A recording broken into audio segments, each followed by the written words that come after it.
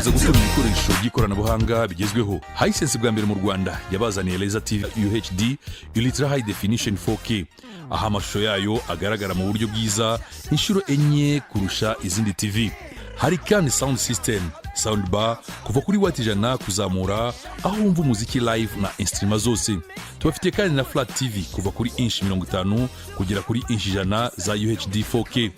Hari digital smart flat TVs inch 32, 40, zose ni full high definition. Hari kandi na smart flat TV Android ya inch 65.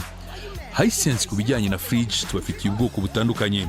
Hari simple fridge ifite umuryango umwe, digital double door fridge ifite water dispenser, hari simple fridge black mirror ifite water dispenser, digital double door fridge black mirror ifite water dispenser. Ntitwibagiye kandi deep freezer zimwe z'ibirahuri. Tubafitiye imashini zifura washing machine mu bwoko butandukanye. Hari zifungurwa hejuru zimi ariko zikumutsa ibiro 7. Akarusho kacu nuko dufite imashini wakongeramo amazi ukoresheje ibindi bikoresho mu gihe wafuraga akabura.